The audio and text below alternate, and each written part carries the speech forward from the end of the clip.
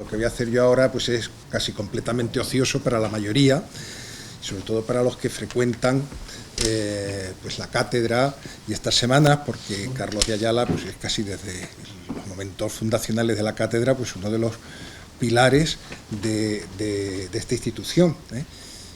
Pero para otros que quizá pues tienen menos familiaridad con la historia medieval, pues sí que conviene que diga yo pues dos palabras, ¿no?, para presentar al siguiente ponente. Carlos de Ayala es catedrático de Historia Medieval en la Universidad Autónoma de Madrid y ya acabo de decir que es miembro de la Junta Directiva de la Cátedra Alfonso X el Sabio, entre otros muchos merecimientos. Pero aunque él esté delante, pues no quiero dejar de decir que tenemos el privilegio de que él sea uno de los ponentes, lo ha sido ya también en alguna otra semana, porque estamos, al margen de esas cuestiones, que sea miembro de la cátedra y tal, pues estamos ante uno de los grandes conocedores del siglo XIII español en general, muy específicamente castellano, al que se ha dedicado, muy específicamente también al reinado de Alfonso X, pero también a reinados anteriores. Acaba de mencionar el profesor Monsalvo, lo ha mencionado en varias ocasiones, como especialista en el reinado de Fernando III, y todo pues a partir de un núcleo de su obra fundamental, el que comenzó pues ya en su tesis doctoral, que es una de estas pues, que marca un antes y un después en torno al tema estudiado, que es el de las órdenes militares, ¿no?, de las órdenes militares hispanas.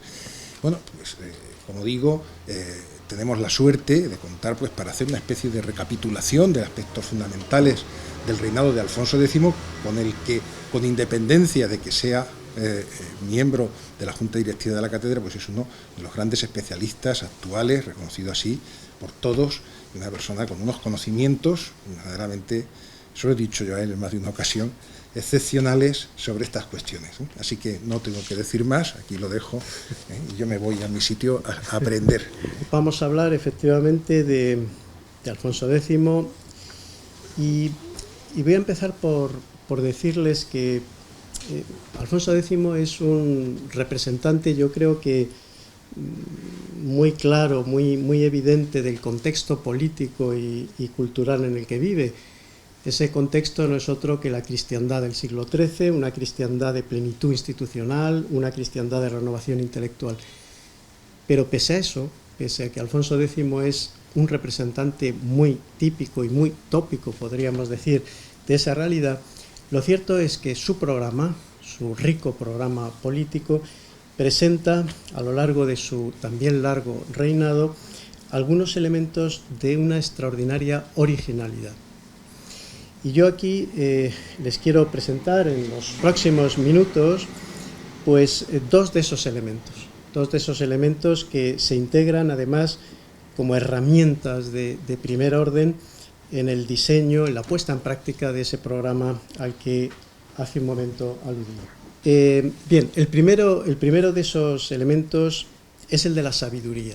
Vamos a empezar por él. Bueno, ya hace décadas que los especialistas están de acuerdo en que la dimensión cultural del reinado de Alfonso X no es ese sobreañadido positivo que de alguna manera vendría a rescatar la figura, a redimir la figura de Alfonso X de una gestión políticamente deficiente. Esto es un tópico, ¿no? De hecho, esta dimensión cultural es parte sustancial del programa del rey y yo diría que es un elemento nuclear de su propuesta política. Como les digo, yo creo que es hora de superar ese prejuicio bien conocido que hace ya más de 400 años acuñó el padre jesuita Juan de Mariana cuando divulgó aquella conseja, ¿no?, que venía a decir que Alfonso X había perdido su reino, por tanto mirar al cielo, ¿no? Había perdido, se había caído, ¿no? Había tropezado en la tierra por mirar demasiado al cielo. Bueno, es una sentencia sin duda injusta y basada además en una leyenda atribuida a Tales de Mileto, ese sabio político de la Grecia preclásica, pero que es una leyenda que se ha mantenido viva, yo les diría que prácticamente hasta el siglo XX, y hasta el siglo XX avanzado, hasta que de alguna manera a partir de los años 80, y quiero también en ese sentido aludir a la figura de don Manuel González Jiménez, comenzó en España una reactivación, una dinamización y una actualización sobre todo de la figura del rey. Y no, Alfonso X no perdió el reino por mirar estrellas, ni muchísimo menos, sino más bien por intentar imponer un programa innovador. Un programa en el que la cultura era pieza angular, como les acabo de indicar, pero que quizá la inercia conservadora de los estamentos del reino, también de las propias ciudades, no estaban dispuestas a admitir o a asumir. El segundo elemento del que vamos a hablar es el de la noción de imperio. Obviamente esa noción no había sido ajena a los antecesores de Alfonso X. De hecho, desde los días de Alfonso VI, pasando por Alfonso VII, el emperador, llegando a Fernando III, del que nos acaban de hablar, todos los reyes, o casi todos los reyes de León y de Castilla, habían enarbolado la idea de imperio para imponer programas de hegemonía política sobre el conjunto de la península, sobre el conjunto de los reinos peninsulares. Pero Alfonso X, y esta es la novedad, no utiliza esa noción tradicional de imperio asociado al antiguo trono de León y con esas pretensiones de sus antecesores, sino que, aprovechando circunstancias familiares concretas, lo que hace es asentar su pretensión imperial sobre la noción de un imperio universal, un imperio como es el romano germánico, asociado entonces al trono alemán de los Stauffel, a cuya progenie pertenecía el rey sabio. Bueno, como vamos a desarrollar un poquito más adelante, esta novedosa opción le va a permitir a Alfonso X asumir una auctoritas, es decir, un poder eminente, un poder último, de reconocimiento universal que le ayuda a cimentar, o al menos eso él pensaba, a cimentar con éxito su innovador proyecto de soberanía política, no solo para sus reinos específicos, sino para el conjunto de la península. Bueno, aunque los dos elementos de los que hablamos, que son la dimensión sapiencial del reinado y la pretensión imperial, no son disociables, porque además son engranajes esenciales y decisivos de su programa político, bueno, por razones de claridad expositiva, lo que vamos a hacer es analizarlos sucesivamente. Insisto que están íntimamente relacionados. Los dos elementos programáticos de los que nos vamos a ocupar, además, estuvieron en la mente del rey sabio antes de acceder al trono. Es decir, en su época ya de joven príncipe heredero, ¿no? Infante heredero. No conviene olvidar en este sentido que cuando Alfonso X asume el trono a la muerte de su padre en mayo de 1252, él contaba ya con algo más de 30 años de edad. Eso ahora nos parece que es algo muy, muy joven, ¿no? Pero en ese momento ya un hombre de 30 años no era tan joven, ¿no? Era un hombre ya con una experiencia que podía haber empezado a diseñar, y este desde luego fue el caso de Alfonso X, una estrategia de futuro gobierno muy personal, muy bien pensada, que no tuvo que improvisar a la hora de acceder al trono. Lo cierto es que en la primera cuestión, la utilización política de la sabiduría, la primera cuestión de la que vamos a hablar, aparece asociada al infante desde muy pronto. Fíjense, al menos parece que él se preocupó mucho en esa etapa de infante de cultivar esa imagen sapiencial. Hay un documento de la Cancillería inglesa de Enrique III, que está fechado apenas un año después del acceso al trono, en mayo de 1253, en el que el monarca inglés le dedica unas palabras muy, muy lisonjeras acerca de la sabiduría y la benevolencia del nuevo monarca, que dice el documento expresamente, iluminan las diversas partes del mundo como los rayos de una estrella, ¿no? Pero la proyección de esta imagen no la vamos a encontrar solo en este lenguaje versallesco y un poco artificial de las cancillerías diplomáticas. Hay un antiguo abad de Sahagún, destituido y recluido por razones que se nos escapan, que se llamaba Guillermo Pérez de la Calzada y que escribía a raíz de la toma de Sevilla, poco después de la toma de Sevilla, escribía un poema épico de no mucha calidad literaria, pero muy interesante, como ahora vamos a ver, que son los Ritmi de Julia Rómula. Estamos hablando del año 1250 aproximadamente. Los versos que contiene este poema están dedicados al heredero del trono, unos versos concretos están dedicados a él, y es curioso hacer notar cómo tras una galería de retratos regios, que son los de los antecesores de Alfonso X, en los que se subraya siempre su capacidad militar, su buen hacer en el terreno bélico. Sin embargo, al llegar a Alfonso, entonces todavía heredero, se le presenta con un perfil de un refinamiento intelectual extraordinario.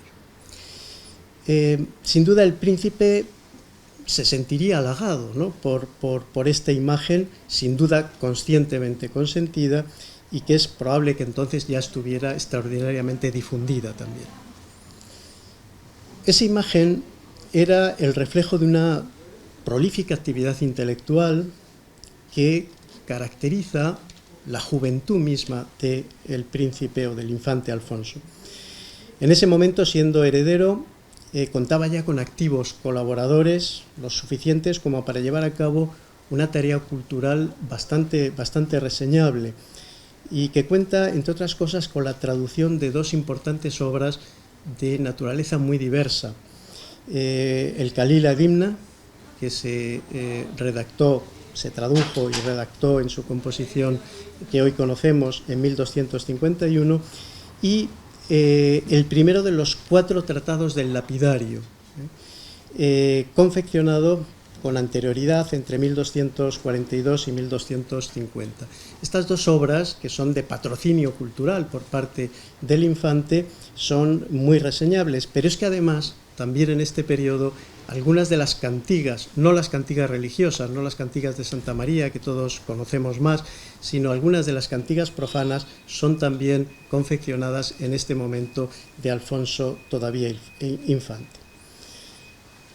No es extraño, por tanto, que tras su acceso al trono, Alfonso X pues, no fuera ajeno al reconocimiento de la sabiduría como esa especie de, yo diría que irrenunciable capital político, también propagandístico, y que de alguna manera iba a ser el fundamento de esa monarquía en la que la autoridad eminente y soberana quería precisamente apoyarse en esta idea sapiencial.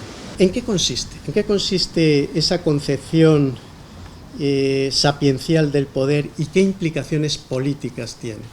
Eso es lo que vamos a intentar ver, y lo vamos a intentar ver a través de las propias palabras del rey, en textos o que bien de su autoría o que al menos fueron claramente supervisados por él. Vamos a empezar por un conocido fragmento del Setenario, una obra que no es fácil ubicar cronológicamente, pero que algún autor, Gómez Redondo, por ejemplo, sitúa al comienzo del reinado, y en la que la autoría del rey Alfonso parece bastante probable. El fragmento lo tienen ahí, dice así: «Nos, don Alfonso, cuyo nombre quiso Dios por la su merced, que se comenzase en alfa y se feneciese en omega, según el lenguaje de España, a semejanza del su nombre. Por estas 7 letras envió sobre nos los 7 dones del Espíritu Santo». Bueno, como vemos, el texto comienza por establecer un vínculo de semejanza entre Dios y el propio rey. Y lo hace a través de su nombre. Ese nombre comienza y finaliza con las letras griegas alfa y omega, es decir, la del comienzo y el final del alfabeto, que en el sentir cristiano pues, se asocian a la propia realidad de Dios, que es principio y fin de toda la creación.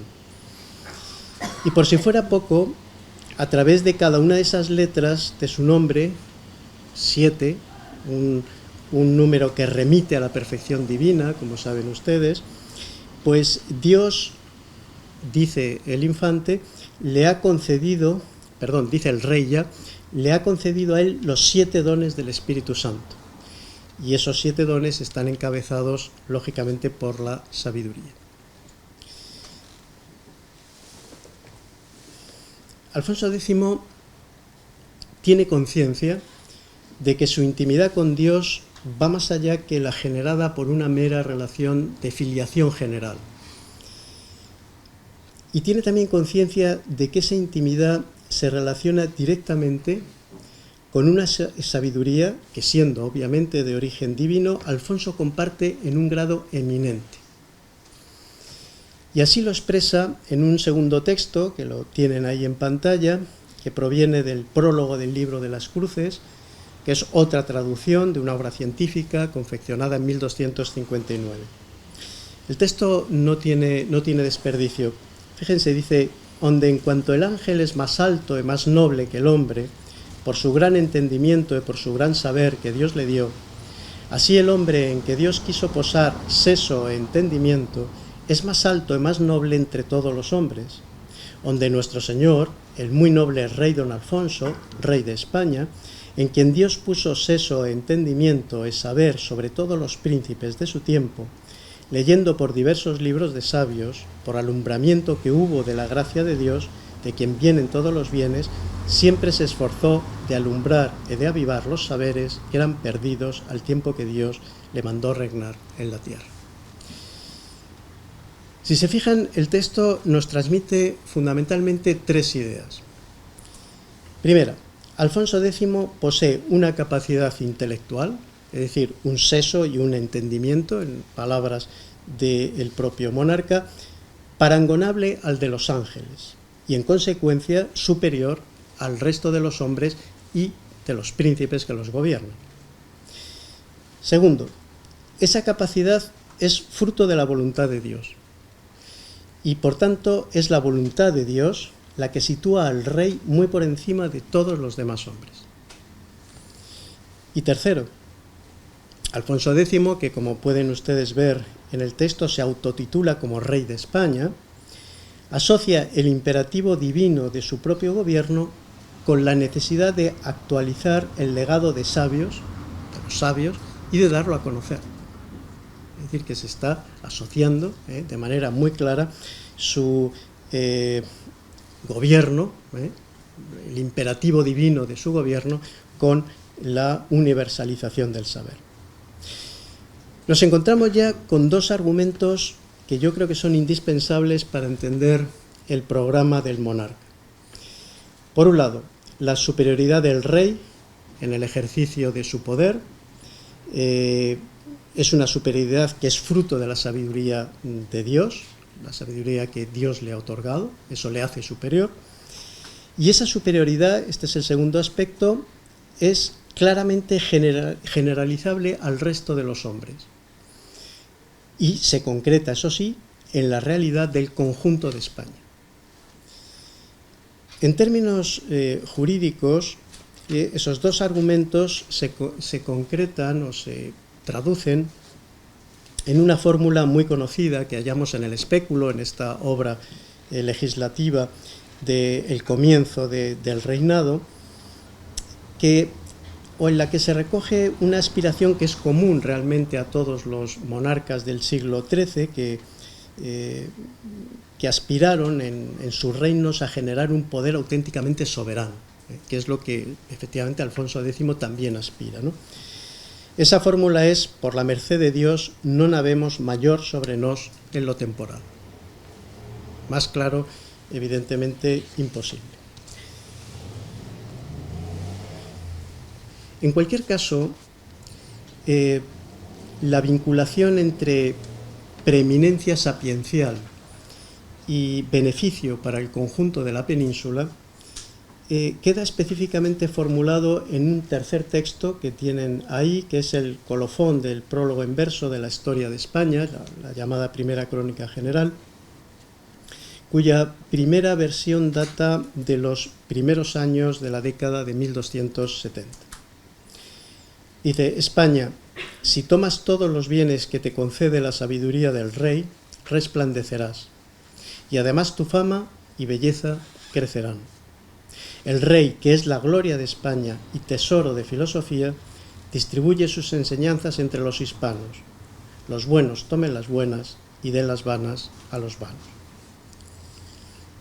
Vamos a centrarnos un poco en esta idea de España y la ambigua relación que tiene con los dominios directos del rey, que es muy importante porque este es uno de los argumentos políticos del propio programa del monarca. El monarca es pantalla de irradiación de la sabiduría divina a favor de los hombres sobre los que Dios ha encomendado o Dios lo ha situado, ¿no?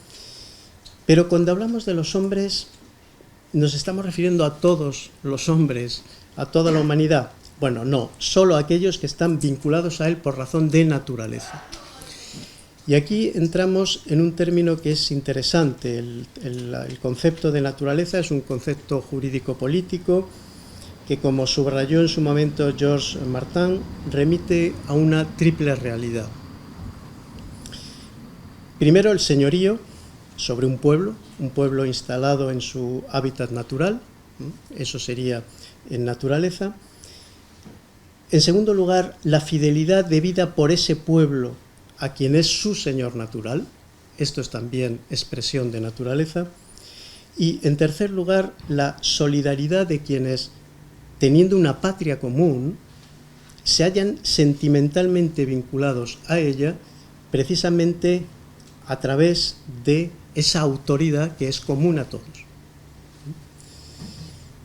Bien, los naturales obviamente son los súbditos castellano-leoneses, pero también todos los españoles, los de nazione hispana. Esta es una expresión muy utilizada por Lucas de Tuy y a partir de Lucas de Tuy también por Alfonso X en su obra historiográfica. No olvidemos que Alfonso X reina en León y Castilla, pero desde una plena asunción del discurso neogoticista, que él asume plenamente, aspira a la hegemonía sobre el conjunto de la nación hispana, de la natio hispana. La naturaleza es un concepto, desde luego, bastante más amplio que el derivado de relaciones feudo-vasalláticas, eso está claro, y se instala como base legitimadora de una estructura política que, construida sobre Castilla y León, sin embargo, aspira al dominio del conjunto de la península. Resumiendo un poco lo dicho hasta aquí y intentando extraer un poco las últimas consecuencias de todo ello, podríamos decir lo siguiente. Es obvio que sabiduría y poder forman un tándem inseparable en la mente del rey sabio. Pero ello genera en el rey una extraordinaria y doble responsabilidad. Por un lado, la sabiduría que posee proviene directamente de Dios y, por consiguiente, de igual modo que esa sabiduría no conoce límites para Dios, el rey debe de atender a todos los frentes posibles. Y de ahí esa asombrosa universalidad de los conocimientos e inquietudes intelectuales del rey sabio. Es un reflejo de la sabiduría de Dios. No tiene límites, no puede tener límites en principio. Pero por otro lado, y ya lo hemos visto y además es un elemento políticamente muy relevante, el rey tiene la responsabilidad de transmitir esa sabiduría a sus súbditos. Porque haciéndolo, él piensa que la gracia de Dios va a llegar a todos ellos. Y esa es la única garantía de que les alcance, como a él, el éxito, la prosperidad y la justicia. Es una exigencia de gobierno. Naturalmente que esto enlaza con la necesidad de adaptar y divulgar el saber. Se nos ha dicho anteriormente, se nos ha hablado de esta cuestión. El saber no puede ser un monopolio de una élite.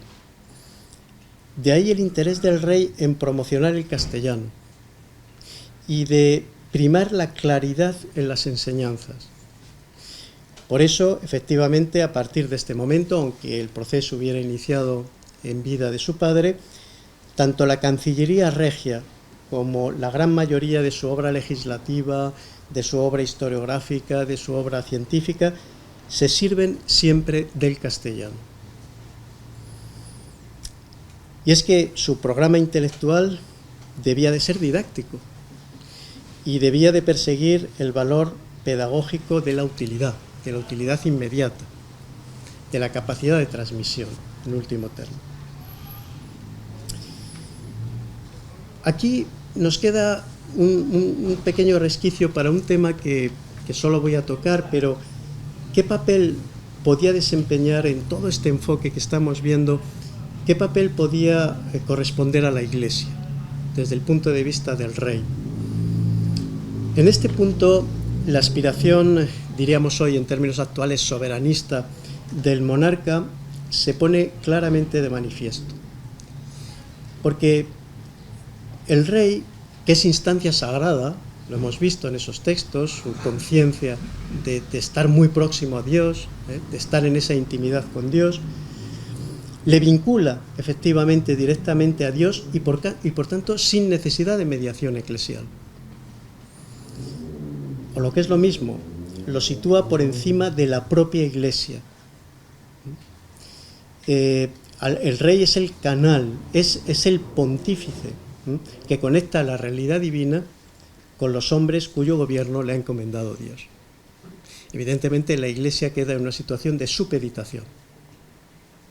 Es el rey el elemento fundamental y los obispos no son más que colaboradores que naturalmente dependen de su propia voluntad política.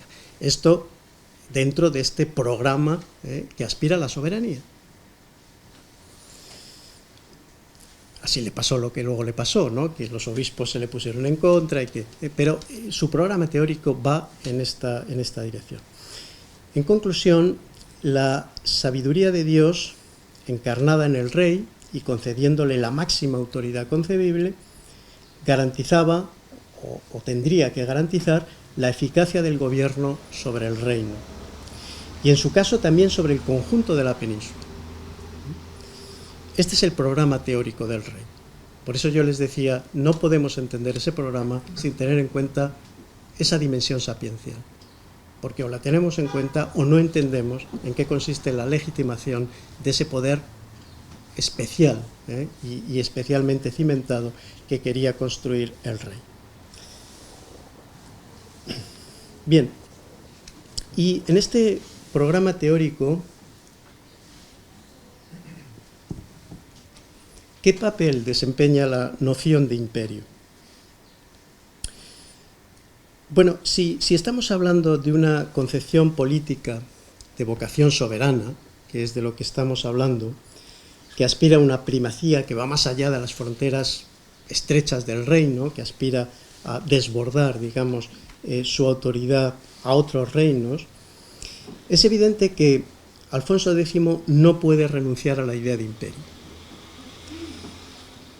En su caso es verdad que, como hemos adelantado, no se trata de esa idea tradicional de imperio que ya sus antecesores habían utilizado.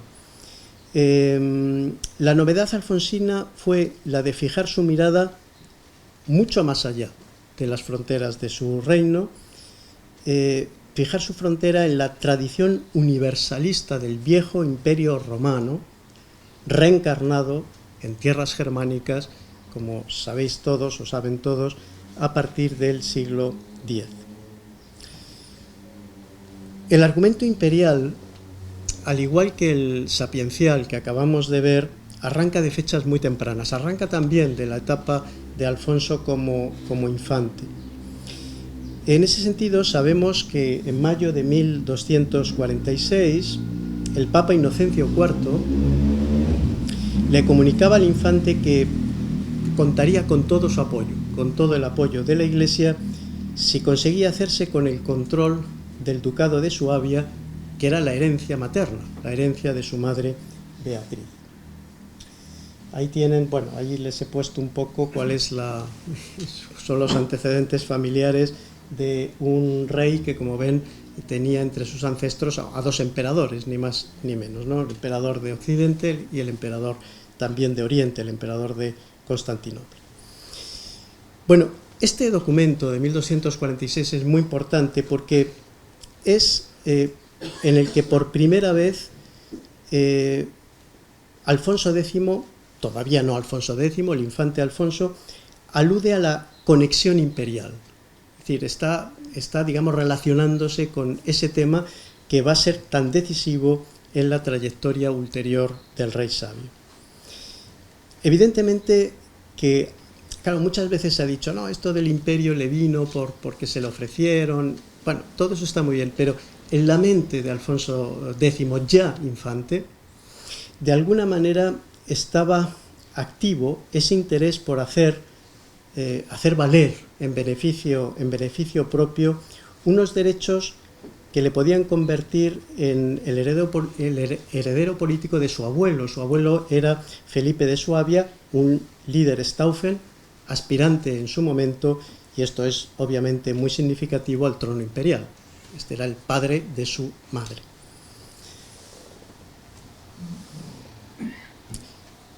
Cuando Alfonso X accede al trono, el tema imperial empieza a ser ya una exigencia para el rey. Él, como otros monarcas europeos contemporáneos o incluso un poco posteriores, aspiraba a ser emperador en su reino. Es decir, alcanzar tal cuota de poder eminente, que esto es la auctoritas, el concepto de auctoritas es exactamente esto, el poder eminente, que le convirtiera en auténtico soberano de sus reinos y referencia hegemónica para el conjunto de los reinos cristianos, por lo menos de la península, ¿no? Bien, él fue el primero en formular esta máxima aquí, en territorio peninsular, sobre bases teóricas de algún canonista pionero como Vicente Hispano, para quien la soberanía incontestable que encarnaba el imperio era algo que él decía, este canonista Vicente Hispano, decía que soli hispani, solo los españoles, habían obtenido gracias a su ejemplar combate contra los musulmanes. Y dice Vicente Hispano, mientras los españoles combatían contra los musulmanes, resulta que el teórico líder de los cristianos, es decir, el emperador germánico, se desentendía de ese problema.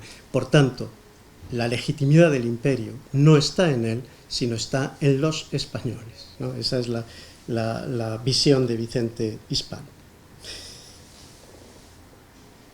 Ahí tienen ahí unas referencias, sobre todo en la segunda, ven ustedes de la partida segunda, vicarios de Dios son los reyes, cada uno en su reino, puesto sobre las gentes para mantener en justicia y en verdad, cuanto en lo temporal, bien así como el emperador en su imperio. Es esta idea que les comentaba. Ahora bien, esta exigencia imperial, que en principio parecía que el Papa apoyaba con cierto entusiasmo, requería de algún aval previo que le acabara de convencer al Papa, es decir, algún elemento que pudiera realmente presentar a Alfonso X como el auténtico portador, ¿no?, de esta legitimidad imperial. Y el rey Alfonso, nada más acceder al trono, puso en marcha un proyecto digno de un futuro emperador de Occidente. Ese proyecto era toda una cruzada contra los musulmanes africanos que en la documentación de la época comenzó a llamarse la Cruzada de Allende. Probablemente es un proyecto heredado de su padre, Fernando III. Como muy bien ha dicho el profesor Monsalvo, no pocas iniciativas de Alfonso X arrancan del reinado precedente, pero fue Alfonso X quien acabó de dar forma, en todo caso, a esta idea. Bueno, ahí tienen, la verdad es que la Cruzada Allende, en definitiva, lo que pretendía es el control del estrecho. Eso es lo que él pretendía, ¿no?, con una visión política y económica muy digna de consideración.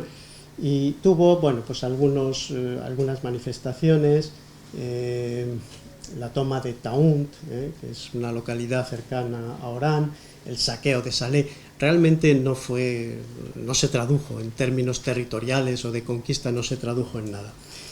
Pero sí nos interesa ver que la conexión entre el proyecto africano, esa cruzada de Allende, y las aspiraciones imperiales de Alfonso X son muy evidentes. Y hay un hecho muy significativo que viene a subrayar aún más esta conexión, esta relación. Y es la identificación de algunos de los agentes del rey movilizados para una y otra operación.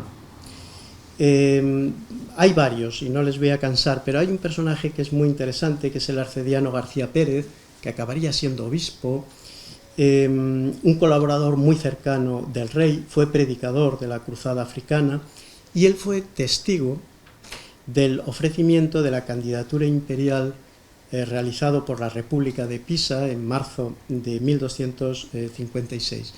Pues bien, solo 2 meses después, Alfonso X, a este antiguo predicador de la cruzada, o reciente predicador de la cruzada de Allende, lo nombraba plenipotenciario, embajador suyo, plenipotenciario en toda Alemania, como dice la documentación, en el conjunto de Alemania. Bueno, es evidente que el Papa estaba detrás de esa candidatura, de ese ofrecimiento.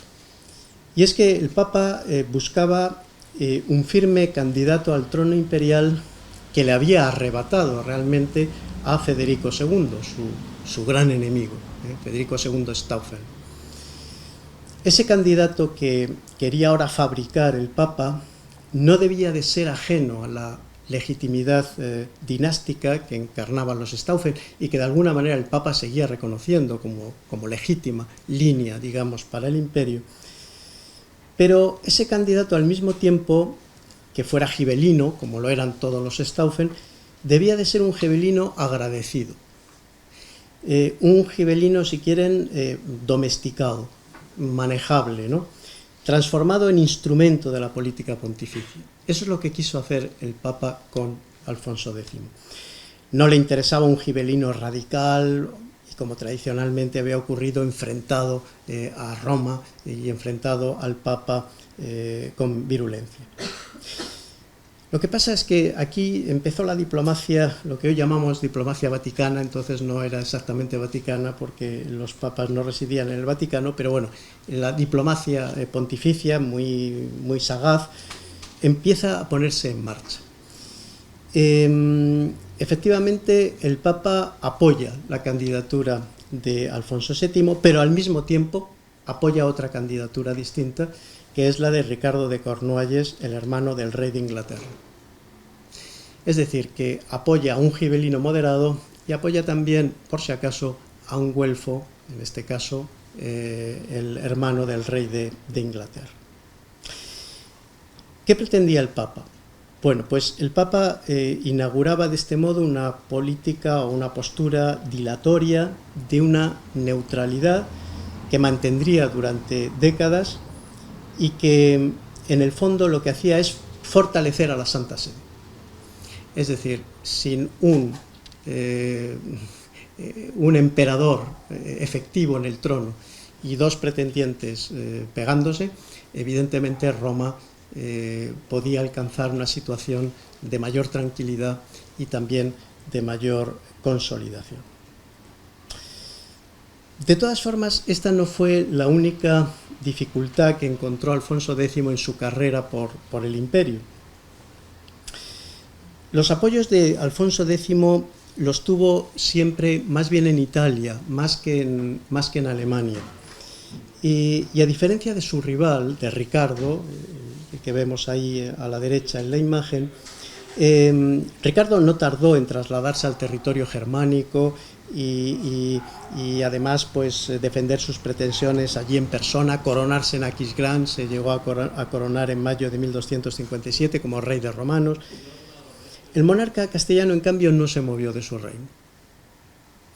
Es cierto que ya en ese mismo año de 1257, titulándose Rex Romanorum, Semper Augustus, Despachó algunos documentos que le permitían, pues, bueno, organizar una mínima infraestructura cortesana cara a la gestión de los asuntos imperiales. Pero nada de ello, la verdad es que acabó siendo suficiente para consolidar su pretensión. Ni siquiera lo fue, bueno, la grandilocuente política de gestos que emprendió a partir de aquel momento. Algunos de esos gestos, muchos, acabaron en frustración. Otros sencillamente resultaron contraproducentes. Y resultaron contraproducentes por los gastos desmedidos a los que hubo de hacer frente y que ahora enseguida mencionaremos.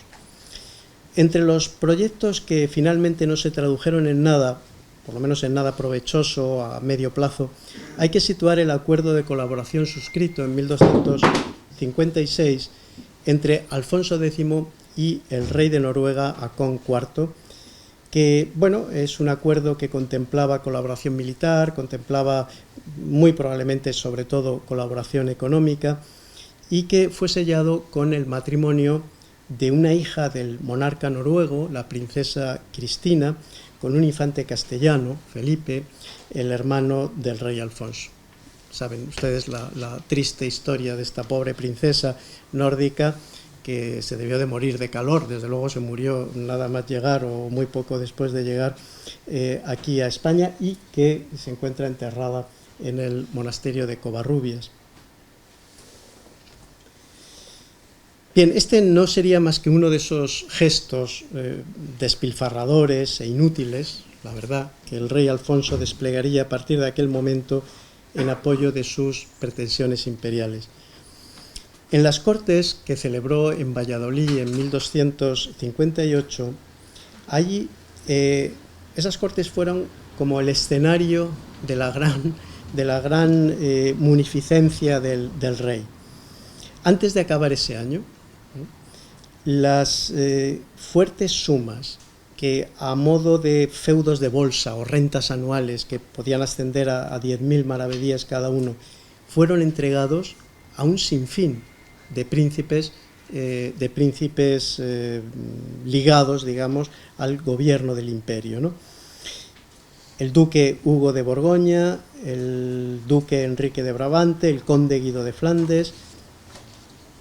Ellos y muchos otros empezarían a figurar muy pronto en esos privilegios, esos espléndidos privilegios rodados en los que testifican, como saben ustedes, los vasallos del rey, entre ellos los vasallos imperiales del rey. Por supuesto que no hace falta decir cuáles podían ser las consecuencias económicas de estos dispendios, que en definitiva lo que hacían es comprar fidelidades a precio de oro o a peso de oro, o casi mejor de plata, porque fíjense que después de la concesión de esos 10.000 maravedíes a Hugo de Borgoña, el rey le ofreció nada más y nada menos que 970 kilos anuales de plata de una manera indefinida, para de alguna manera conservar su fidelidad. También, antes de finalizar aquel año de 1258, muy decisivo, ¿no?, en todo este entramado imperial, la atención del rey hacia el escenario norteitaliano se intensificó. Como les digo, él se preocupó más del norte de Italia que propiamente del ámbito germánico. El norte de Italia, que formaba parte, por supuesto, del imperio germánico. Se intensificó, pero con poco éxito. Pisa, que había sido la que había ofrecido formalmente la corona al rey, la corona imperial, abandonó la causa de Alfonso X. El Papa le presionó para que la abandonara y Pisa la abandonó.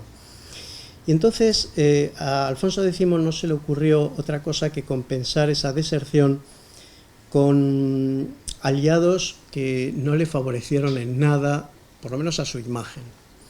Entre ellos está este personaje que tienen ahí, que es Celino da Romano, señor de la marca Trevisano, un antiguo aliado y yerno de Federico II. Federico II era la víbora, o sea, directamente el Papa Inocencio IV en un momento dado le llama así, le dice que es una víbora, ¿no?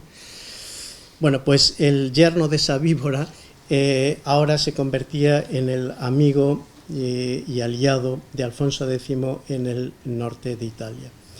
Su rabioso gibelinismo, el rabioso gibelinismo de este personaje, su calculada frialdad política, le hicieron acreedor de una aureola de crueldad y de escepticismo religioso que Alejandro IV, el Papa Alejandro IV, asimiló a herejía y lanzó contra él una cruzada en 1256 y otra en 1258. Bueno, pues este era el aliado de Alfonso X. Ahí se equivocó. Con estas amistades, pues tampoco sorprende que en medios sensibles al milenarismo joaquinista circulara la idea de que Alfonso X era la encarnación del anticristo. Y así lo menciona efectivamente un cronista franciscano, Salimbene de Parma, al narrar su encuentro, el encuentro que tuvo este franciscano en Módena en 1258, con otro franciscano de tendencias joaquinistas como él, que era Gerardo de Borgo Sandonino. Y dice el franciscano, el primero, el cronista, que preguntó al segundo acerca del lugar y momento del nacimiento del anticristo. Y Gerardo le respondió que el anticristo ya vivía y que era un adulto preparado para perpetrar la iniquidad y que él no tenía la más mínima duda de que era Alfonso X de Castilla. Bueno, no es raro que, dada la deriva de la pretensión alfonsina, el Papa, asustado, abandonara ya su tradicional, aunque cortés, ambigüedad y en junio de 1259 enviara un legado a la corte del rey, un legado que portaba una humillante misiva en la que le instaba a que se abstuviera de viajar a Roma. Alfonso X en ese momento estaba pensando en acudir a Roma, porque, como saben ustedes, bueno, no lo he comentado antes, supongo que lo saben, los reyes de romanos es el título que reciben los emperadores electos. Pero el emperador electo tiene que ser consagrado por el Papa, y solamente cuando es consagrado por el Papa, ese emperador, ese rey de romanos, pasa a ser emperador en plena fuerza. Y efectivamente Alfonso X pensaba viajar a Roma para que le coronara como como emperador el Papa. Bueno, pues el Papa le detiene en seco. Y es que la pretensión de Alfonso X para entonces ya era una quimera, y estamos en una fecha muy temprana. Es verdad que durante años esa quimera no se desactivó en la propaganda regia, pero fíjense, las dificultades internas del Reino de Castilla a partir de los años 60 fueron incontables. Se le sublevaron todos los musulmanes, esos musulmanes tributarios de los que nos hablaban antes, bueno, pues esos se les sublevaron todos, en Andalucía, en Murcia, el emir de Granada, y durante 3-4 años el trono estuvo en jaque por esa sublevación. Pero es que prácticamente sin solución de continuidad, poco después se le sublevaron los nobles. Y también, como muy bien decía el profesor Monsalvo, no era una sublevación cualquiera, la del año 1269, era la sublevación de la presentación de una alternativa política. Los nobles presentaron una alternativa al rey, y una alternativa que le obligó a ceder posiciones claramente al monarca.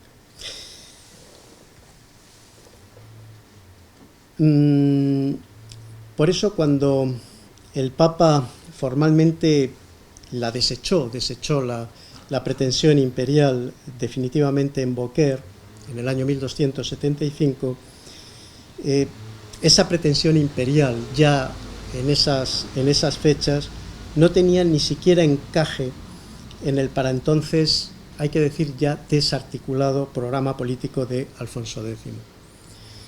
El rey sabio, y con esto concluyo, hubo de renunciar a la autoritas sobre sus reinos, que era la gran pretensión, y por supuesto a la autoritas sobre el conjunto de la península. Y con esa renuncia, ni la sabiduría como fuente excepcional de poder, ni el imperio como herramienta capaz de materializarlo, empezaron ya a tener sentido.